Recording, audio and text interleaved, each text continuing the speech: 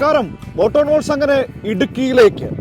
ഇടുക്കിയുടെ തേയിലത്തോട്ടങ്ങൾക്കിടയിലൂടെയാണ് യാത്ര. ഇടുക്കിയുടെ മലനിരകൾക്കിടയിലൂടെയാണ് യാത്ര. ശരിക്കും ഇവിടുത്തെ കാറ്റാണ് കാറ്റ്. ശരിക്കും അതാണ് കാറ്റ്. അപ്പോൾ ഇടുക്കിയുടെ കാറ്റ് എങ്ങോട്ട്? ഇടുക്കിയിൽ മിടുക്ക് കാട്ടുന്നത് ആരാണ്? അറിയാല്ലേ? Vote on wheels. Vote on വീൽസിന്റെ യാത്ര ഇടുക്കിയിൽ. ഓക്കെ, പോവാം.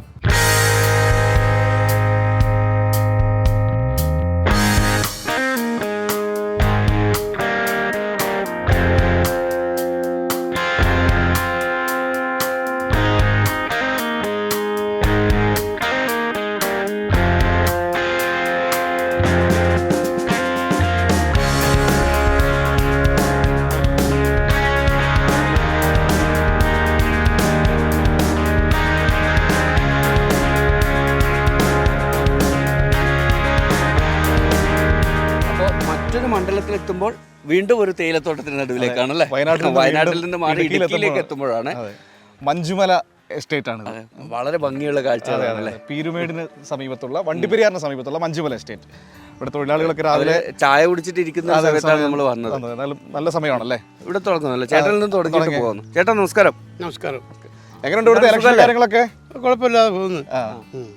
എങ്ങനെയുണ്ട് ജോലി? എങ്ങനെയുണ്ട്? ജോലി ചെയ്യുന്നുണ്ട്. സാലറി കിട്ടാൻ കുറേ കാലതാമസം വരുന്നുണ്ട്. അതില്ലാതെ ബാക്കി ഒരുവിധം കാര്യങ്ങൾ പോകുന്നുണ്ട്. ഇവിടുത്തെ ചൂടൊക്കെ എങ്ങനെയാ? ബാക്കി എല്ലാ ജില്ലകളിലും കൂടെ ചൂടെന്ന് പറഞ്ഞാൽ ഈ വർഷമാണ് ഭയങ്കരമായ ചൂട്. കൂടുതൽ ഏറ്റവും അധിക ചൂട് ഈ വർഷമാണ്. രാവിലെ ഞങ്ങൾക്ക് 6:30 മണിക്ക് പണിക്ക് വന്നിട്ട് ഉച്ചയ്ക്ക് 1 മണിയാകുമ്പോൾ പണി വിടുന്നുണ്ട്. വെയിലും കുറയ്ക്കുമ്പോഴത്തേനും വിടും. അതെ. തെരഞ്ഞെടുപ്പിന്റെ കാര്യങ്ങളൊക്കെ എങ്ങനെയാണ് ഇടുക്കിയിൽ? എല്ലാവരും തെരഞ്ഞെടുപ്പ് രംഗത്ത് സമ്പൂർണ്ണമായിട്ട് നിൽക്കുന്നുണ്ട്. ഇവിടുത്തെ കഴിഞ്ഞ 5 കൊല്ലം നമ്മുടെ ഇടുക്കി മണ്ഡലം എന്ന് പറയുന്നത് മികവും പിന്നോക്ക രീതിയിലാണ് പോയത്. അതിനു മുമ്പത്തെ 5 വർഷം ജോയ്സ് എന്ന് പറയുന്ന MP ഇവിടെ കൊണ്ടുവന്നിരിക്കുന്ന വികസനം എന്ന് പറയുന്നത് നമുക്ക് പറഞ്ഞാൽ എണ്ണിയാൽ തീരാതെ അളവെന്നുള്ള വികസനം വന്നിട്ടുണ്ട്. ജോയ്സ് ഉള്ള സമയത്താണ് ഇടുക്കി പാക്കേജ് എന്ന് പറയുന്ന ഒരു പദ്ധതി രൂപീകരിച്ചിട്ടുണ്ട്. ആ പദ്ധതി ഇപ്പം ഏകദേശം പൂർണ്ണമായിട്ട് നടപ്പിലാക്കാനായിട്ടും ഗവൺമെൻറ്റും LDF ഗവൺമെൻറ്, കേരളത്തിലെ ഗവൺമെൻറ്റും അതുപോലവേ അന്ന് പുള്ളി കൊണ്ടുവന്ന കുറേ പദ്ധതികളാണ് ഇപ്പം നടപ്പിലാക്കിയിരിക്കുന്നത്. ഇപ്പോഴത്തെ കഴിഞ്ഞ 5 വർഷം ജയിച്ചു പോയ MP എന്ന് പറയുന്ന ടീൻ കുര്യാക്കോസ് പുള്ളി ഇതുവരെ ഈ മണ്ഡലത്തിൽ ജയിച്ചു പോയി കളഞ്ഞിട്ട് ഇതുവരെ ജനങ്ങൾക്ക് ആർക്കും ടീൻ കുര്യാക്കോസ് ആരാന്ന് പോലും അറിയാത്ത ഒരു രീതിയിലാണ് ഇരിക്കുന്നത്. ഞങ്ങൾക്ക് ജോയ്സ് ജോർജിനെ സംബന്ധിച്ച് എപ്പോഴും അഭിമാനിക്കത്തക്ക രീതിയിലുള്ള ഒട്ടേറെ പ്രവർത്തനങ്ങൾ ഞങ്ങളുടെ കൂട്ടത്തിൽ തന്നെ ഏത് നേരത്തും എപ്പം വിളിച്ചാലും ഞങ്ങളുടെ കൂട്ടത്തിൽ വരത്തക്ക രീതിയിലുള്ള ഒരു പ്രവർത്തനം കാഴ്ചവെച്ചിട്ടുണ്ട്. അതുകൊണ്ട് വളരെ അഭിമാനപൂർവ്വം ഞങ്ങൾക്ക് പറയാൻ പറ്റും ഈ പ്രാവശ്യം ജോസ് ജോർജ് വമ്പിച്ച ഭൂരിപക്ഷത്തിൽ വിജയിക്കും എന്ന് തന്നെയാണ് ഞങ്ങളുടെ കണക്ക്. നേതാജി ഒന്ന് ക്യാമറ ഇങ്ങോട്ട് വെച്ച് ഇത് കണ്ടോ അവിടെയുള്ളൊരു ചേച്ചിയുടെ കുടയെടുത്ത് വെച്ച് ഇതേ കാര്യമാണ് ഇപ്പൊ ഡീനിനെ കുറിച്ചും പറഞ്ഞിട്ടുള്ളത്. മുന്നേ ജോയ്സിന്റെ ഒരു കുട ഉണ്ടായിരുന്നു ഈ മണ്ഡലത്തിന്. ആ കുടയെടുത്ത് തലയിൽ വെച്ചിട്ടാണ് ഇപ്പൊ ഡീന് വന്നിട്ട് വീണ്ടും വോട്ട് ചോദിക്കുന്നുണ്ട്. അതേ ഐറ്റാണ് ഇത് കേട്ടോ. പ്രേക്ഷകർ കണ്ടോ? അതേ ഐറ്റാണ്. നമ്മുടെ ആളുകൾ വെയിൽ കൊള്ളാതിരിക്കാൻ വേണ്ടി ചേച്ചിക്ക് തിരിച്ചു കൊടുത്തു. ഇത് കഴിഞ്ഞിട്ട് കൊടുക്കാം. ശരി, നമുക്ക് ചായ ഒക്കെ കുടിച്ചോ? കുടിക്കാൻ പോകും. എപ്പോഴാണ് ജോലി തുടങ്ങി? രാവിലെ എപ്പോ തുടങ്ങിയതാ? 7 മണിക്ക് തുടങ്ങി. 7 മണിക്ക് തുടങ്ങി. ഇന്നത്തെ ഇതായോ? ആയില്ല. 1 മണി വരെ ആയിരിക്കും അല്ലേ? എങ്ങനെയുണ്ട് ജോലിയൊക്കെ? സുഖമായിട്ട് പോന്നോ? ഈ തെരഞ്ഞെടുപ്പൊക്കെ അല്ലേ, എന്താണ് ഇടുക്കിയിലെ അവസ്ഥ? ഇടുക്കിയുടെ അവസ്ഥ കുര്യാക്കോസും പറയുന്നവർ ഇതുവരെ വന്നിട്ടേ ഇല്ല. ജയിച്ചു പോയതേ ഉള്ളൂ. ഞങ്ങൾ ആരും കണ്ടില്ല.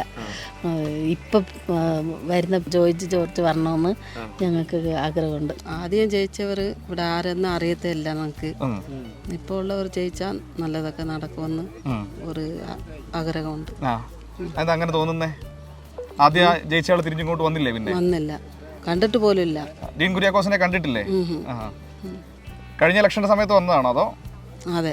പുള്ളി ഡീൻ കുര്യാക്കോസ് എന്ന് പറഞ്ഞാൽ ജയിക്കുമ്പോൾ പറഞ്ഞ വാക്കുകളൊന്നും ഇവിടെ പാലിച്ചിട്ടില്ല. ഈ ഇവിടെ വരുമ്പോൾ ആൾക്കാർ ജയിക്കുമ്പോൾ നിങ്ങൾ ഏതൊരു കാര്യത്തിൽ വിളിച്ചാലും ഞാൻ നിങ്ങളുടെ കൂടെ, നിങ്ങളുടെ ഒപ്പമാണ് ഞാനുണ്ട്. ഇനി എന്തൊരു കാര്യങ്ങൾ ചെയ്തു തരുന്നുണ്ട് എന്നെ ഫോണിൽ കൂടി വിളിച്ചാൽ മതി, ഞാൻ അന്നേരം ഓടിയെത്തുമെന്ന് പറഞ്ഞ് പുള്ളി ഓടിയെത്തിയത് ഡൽഹിയിലാണ്. ഇവിടെ വന്നിട്ടില്ല. ഇവിടെ ഒരു ജനങ്ങൾക്ക് ഒരു കാര്യത്തിൽ ഇവിടെ വന്നിട്ടില്ല. പക്ഷേ ഡൽഹിയിലേക്ക് ഓടിയെത്തിയിട്ട് അവിടെ ഒന്നും കാര്യം ഉണ്ടായിരുന്നു? അവിടെയും കാര്യം നടന്നിട്ടില്ല. അവിടെ നടന്നെന്ന് പറഞ്ഞാൽ പുള്ളിയുടെ സ്വന്തം കാര്യം നടന്നു കാണുമായിരിക്കും. പക്ഷേ ഇവിടെ ജനങ്ങൾക്കുള്ള കാര്യമൊന്നും നടത്തിയിട്ടില്ലെന്നാണ് ഞങ്ങളുടെ ഒരു അറിവ്, പൊതുവെ ജനങ്ങളുടെ ഒരു വിലയിരുത്തൽ. ഈ ജോയ്സ് ജോർജിന് അനുകൂലമായ എന്തൊക്കെ ഘടകങ്ങളാണ് ഇത്തവണ ഇടുക്കിയിലുള്ളതെന്നാണ് കരുതുന്നത്? ജോയ്സ് ജോർജ് ജനങ്ങളുടെ കൂടെയാണ്. ആ പുള്ളി MP അല്ലാത്ത സമയവും ഇവിടെ ഏത് സമയത്ത് ഏത് പരിപാടിക്ക് വിളിച്ചാലും വരുന്ന ആളാണ്. അതുപോലെ തന്നെ തൊഴിലാളികളുടെ ഒരു പ്രശ്നം മരണ വീട്ടിലേക്ക് വരുന്നുണ്ട്, കല്യാണം വിളിച്ചാൽ വരുന്നുണ്ട്, ആശുപത്രിയിലെ കേസുകളൊക്കെ ആണെങ്കിൽ വിളിച്ചാൽ അന്നേരം തന്നെ വന്ന് കാണുന്നുണ്ട്. പാവങ്ങൾക്ക് ഒരു അത്താണിയായി പുള്ളി മാറുന്നുണ്ട്. അത് വീണ്ടും ഈ MP അല്ലാത്തപ്പോഴും വരുന്നത്. അപ്പോൾ MP ആയി അറിയപ്പെടുന്നത് ജോയ്സ് ജോർജാണ്. ആ രീതിയിലേക്ക് ജനങ്ങളുടെ കൂടെ ആ പുള്ളി ഇറങ്ങി നിൽക്കുക. അതായത് ഡീൻ MP എന്ന പേരിൽ നിൽക്കുമ്പോഴും ജനങ്ങൾക്ക് അങ്ങനെ ഒരു തോന്നലുണ്ടായത് ജോയ്സിനെ കുറിച്ചാണ്. തീർച്ചയായും വന്യമൃഗങ്ങളാണെങ്കിൽ ഭയങ്കരമായിട്ട് ആ പ്രശ്നത്തിലൊക്കെ എംപിയുടെ ഇടപെടൽ ഉണ്ടായിട്ടുണ്ടോ? ഈ ടീൻ കുര്യാക്കോസ് ആ പരിസരത്തെ വന്നിട്ടില്ല. ആൾക്കാർ മരിച്ച ശേഷം എവിടെന്നെങ്കിലും വന്ന് അതിലൊക്കെ സമരം, അതൊരു തൊഴിലാളികളെ ജനങ്ങളെ കണ്ണിൽ പൊടിയിടാൻ വേണ്ടിയുള്ള ഒരു പരിപാടി മാത്രമേ ഉള്ളൂ. സംസ്ഥാന സർക്കാരിന് കുറ്റപ്പെടുത്താൻ ഒരു അവസരം കിട്ടുമെന്ന് നോക്കി 100% അതിനു വേണ്ടി മാത്രമാണ്. ആരെ ജയിക്കും ഇത്തവണ ഇടുക്കിയില്? ജയിക്കും. അവർക്ക് ഞങ്ങൾ വോട്ടിട്ട് ജയിപ്പിക്കും. എന്താ ജോയ്സ് ജോർജിനെ ഇഷ്ടപ്പെടാൻ കാരണം? ജനങ്ങളോട് ഞങ്ങളോട് നല്ലൊരു കൂട്ടായ്മയൊക്കെ ഞങ്ങളുടെ കൂട്ടത്തിൽ നിൽക്കുന്നുണ്ട്. നിങ്ങളുടെ കൂടെ തന്നെ ഉണ്ടല്ലേ? MP അല്ലാതെ ഇരുന്നിട്ടും കൂടെ തന്നെ ഉണ്ടായിരുന്നു.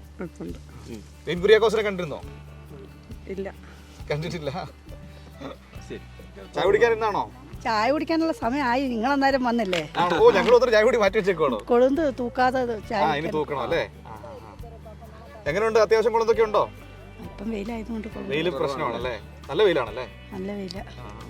ഇച്ചിരി തണുപ്പൊക്കെ ഉണ്ടെങ്കിൽ അതെ അതെ അതെ. എങ്ങനെയുണ്ട് ഇലക്ഷൻ കാര്യങ്ങളൊക്കെ? ഇലക്ഷൻ കാര്യങ്ങളൊക്കെ എങ്ങനെയൊക്കെ പോകുന്നു. ശ്രദ്ധിക്കാറുണ്ടോ? ശ്രദ്ധിക്കാറൊക്കെ ഉണ്ട് ഞങ്ങള്. ആരെ ജയിക്കും ഇടുക്കിയിൽ ഇത്തവണ? ഇടുക്കിയിൽ ജയിക്കുമെന്ന് ചോദിച്ചാൽ ജോയ്സ് ജോർജ് ജയിക്കണം. ഞങ്ങൾക്ക് അങ്ങനെ ഒരു ആഗ്രഹം എന്ന് പറഞ്ഞാൽ ഞങ്ങളുടെ കാര്യങ്ങൾ ചോദിച്ചാൽ സാധിച്ചു തരണം. നമ്മളുടെ ആവശ്യത്തിന് വിളിച്ചാൽ വരണം അല്ലേ? ഈ നിലവിലെ MP ഈ ഡീൻ കുര്യാക്കോസ് അങ്ങനെയൊക്കെ വന്നിട്ടുണ്ടോ? എന്തെങ്കിലും ഒരു ആവശ്യത്തിന് സഹായം ചെയ്തിട്ടുണ്ടോ? ഞങ്ങൾ കണ്ടിട്ടില്ല. കണ്ടിട്ടില്ല, പിന്നല്ലേ സഹായം. എന്നാലും പുള്ളിക്ക് ഒരു ആവശ്യമായിട്ട് ഞങ്ങൾക്ക് കുടുംബം ചെലവരെ ഞങ്ങൾ പോകുകയുമില്ല, ഇങ്ങോട്ടേക്ക് എത്താറുമില്ല, ഞങ്ങൾ കണ്ടിട്ടുമില്ല. അപ്പൊ ഇറങ്ങിയാലോ? ഇറങ്ങാനായിട്ടില്ല. അത് അയച്ച ആ ചേച്ചി പാവം പണിയെടുക്കാതെ കാത്തിരിക്കാ വെയിലത്ത്. അപ്പൊ എന്താ ഈ കിരീടം വച്ചാട്ടോ? എനിക്ക് കുറച്ച് വെയിൽ കൊണ്ടോ ചേച്ചി? അപ്പൊ നമ്മള് പോയിക്കോട്ടെ. അപ്പൊ കാണാം കേട്ടോ. അപ്പൊ പോവല്ലേ അടുത്ത സ്ഥലത്തോട്ട്.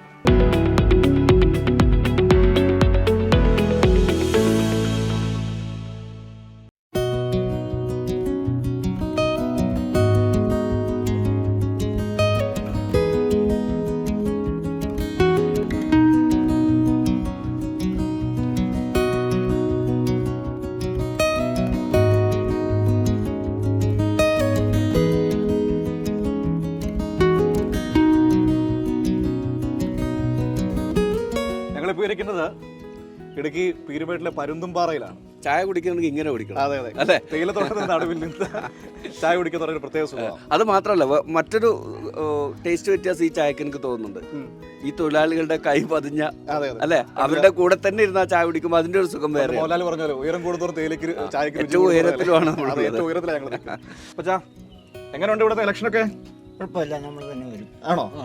ആരെയും നമ്മളെന്ന് പറഞ്ഞാൽ നമ്മൾ ഇതിലല്ലേ ഇരിക്കുന്നത്, നമ്മുടെ മുമ്പിലല്ലേ ഇരിക്കുന്നത്. ജോയ്സ് ജോർജ് അടുത്ത തമിഴിലടിച്ച നോട്ടീസാണ്. പ്രത്യേകതയാണ്.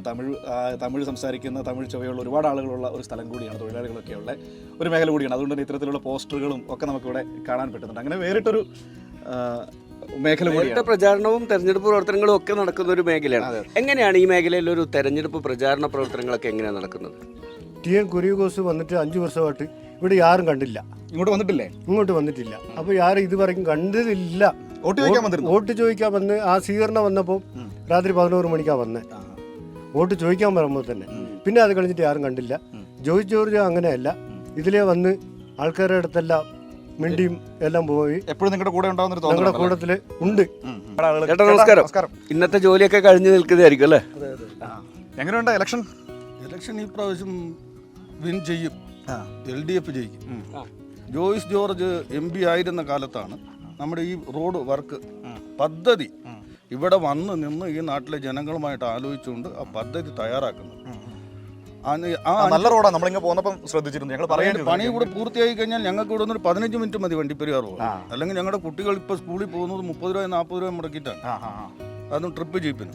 പക്ഷേ ഇപ്പോൾ ആ റോഡ് വന്നു കഴിയുമ്പോഴോ ഇനി അത് ബസ് സർവീസ് ആകും, പുരോഗതിയാകും. അപ്പോൾ ആ പുരോഗതിക്കൊരു തുടക്കം കുറിച്ചത് ജോയ്സ് ജോർജ് MP ആയിരുന്ന കാലത്തിലാണ്. കഴിഞ്ഞ പ്രാവശ്യം ഈ മുന്നണിയില്ലാത്തൊരു പാർട്ടിയോട് ഇപ്പം മുന്നണിയിലുണ്ട്, കേരള കോൺഗ്രസ് M. അപ്പം അവർക്ക് ഈ മണ്ഡലത്തിൽ ഒരു 70,000-80,000 വോട്ട് ഉണ്ട്. അപ്പം അതുകൂടി ഇങ്ങനെ വരുമ്പോൾ ഒരു 6 ലക്ഷത്തിന് മേളിൽ ഭൂരിപക്ഷം ജോയ്സ് ജോർജ് ജയിക്കും, ഉറപ്പായിട്ട് ജയിക്കും. നമ്മൾ സർക്കാരിൻ്റെ ഒരു വികസനങ്ങൾ, സ്കൂള് ഏറ്റവും മികച്ചതാക്കിയത് സ്കൂൾ കുട്ടികൾക്ക് അതിൻ്റെ ഒരു നല്ല രീതി പ്രവർത്തനമാണ്. ഇവിടെ തോട്ടത്തൊഴിലാളികൾക്കിടയിൽ സർക്കാർ എങ്ങനെയാണ് സർക്കാരിൻ്റെ പ്രവർത്തനം? ഇപ്പോൾ കാട്ടി പോകും, ഇടയ്ക്ക് വരും. അതുപോലെ ടീം കുര്യാക്കോസ് ഇവിടെ വന്നത് ജോയ്സ് ജോർജ് ഇരിക്കുന്ന സമയത്ത് എപ്പോഴും ഉണ്ട്. ഇവിടെ വികസനം ചെയ്യുന്നതിൽ ജോയ്സ് ജോർജ് ബെറ്റർ. അത് കാരണം ഇവിടുത്തെ ജനങ്ങൾ ജോയ്സ് ജോർജിനെ വിജയിപ്പിക്കും. ഒരമ്മയുണ്ട് നമ്മളോടൊപ്പം. നല്ല സന്തോഷമാണല്ലോ. നല്ല സന്തോഷം. എന്താ ഇത്ര സന്തോഷം? ഞാൻ സന്തോഷം എന്ന് പറഞ്ഞാൽ സർക്കാർ ഞങ്ങൾക്ക് പെൻഷൻ തരുന്നുണ്ട്. പെൻഷൻ കിട്ടിയോ? കിട്ടി. നമുക്കിപ്പോ പെൻഷൻ കിട്ടി. പക്ഷെ ഇന്നലെ വരെ പറഞ്ഞത് ഈ പെൻഷൻ ഒന്നും കിട്ടാൻ പോകുന്നില്ല എന്നാണ് പറഞ്ഞുകൊണ്ടിരുന്നത്. നമ്മള് പറയല, പറയുന്നവർ പറയുമായിരിക്കും, എല്ലാരും പറയല. അങ്ങനെ പറയുന്നു. എന്റെ സർക്കാരാണ്, എന്റെ മന്ത്രിയാണ്, അതുകൊണ്ട് ഞാൻ പറയാ. നല്ല സന്തോഷത്തിലാണല്ലേ? നല്ല സന്തോഷമാണ്, അടിപൊളി സന്തോഷമാണ്. ഇപ്പം UDF വന്ന് വോട്ട് ചോദിക്കുക. 5 വർഷം മറ്റേ ഡീൻ കുര്യാക്കോസ് പറഞ്ഞ ഒരു സ്ഥാനാർത്ഥി വന്നു ഇവിടെ. ഞങ്ങൾ വോട്ടൊക്കെ ഇട്ട് വിട്ടതാ, ജനങ്ങളൊക്കെ വോട്ട് വിട്ട് ജയിപ്പിച്ചു വിട്ടതാ. അന്ന് കണ്ടതാ, പിന്നെ കണ്ടില്ല. ഇന്ന് 2 മാസത്തിന്റെ പെൻഷൻ കിട്ടി, ഞാൻ എടുത്തു കേട്ടോ.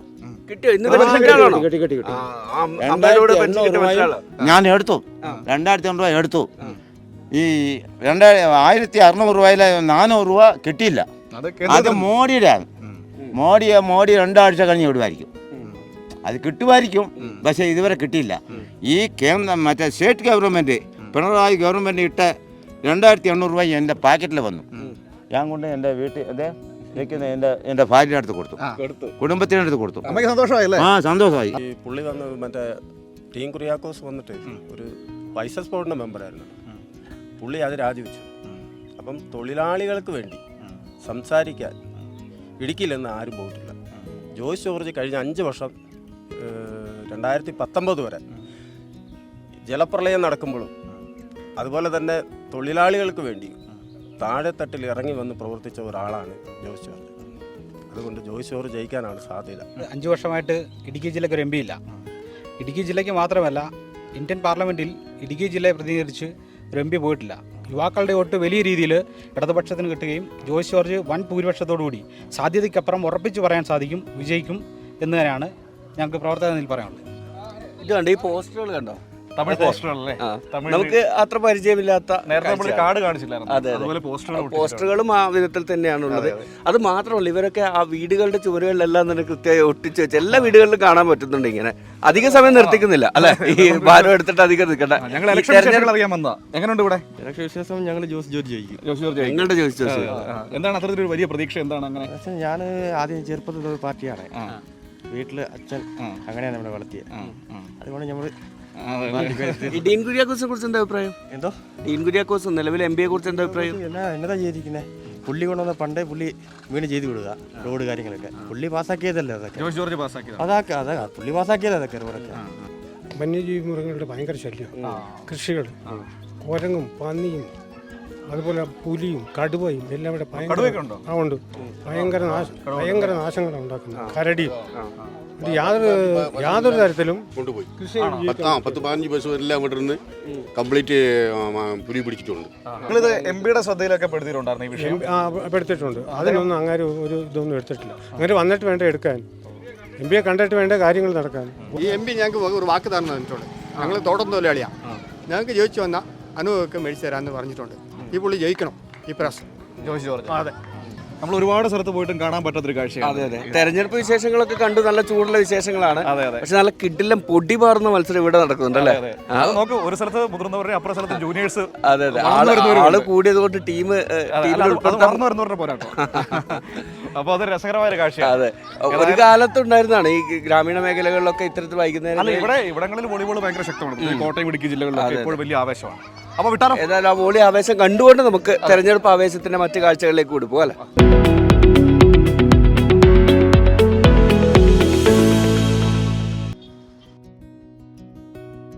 ഞങ്ങളിപ്പോൾ നിൽക്കുന്നത് വണ്ടിപ്പെരിയാറിലെ ജീപ്പ് സ്റ്റാൻഡിലാണ്. സാധാരണ ഓട്ടോ സ്റ്റാൻഡാണ് കാണുന്നത്. ഇവിടെ ജീപ്പ് സ്റ്റാൻഡ്, കാരണം മലയോര മേഖലകളിലേക്ക് ജീപ്പാണ് ഏറ്റവും പ്രധാനപ്പെട്ട ആയുധം. ഈ കുന്നുമലയിൽ കയറി പോകണമെങ്കിൽ ഇന്നും പുലി ഇതാണ്. അതെ, ഓഫ് റോഡിന്റെ അധികം ഉണ്ട് ഇവിടെ.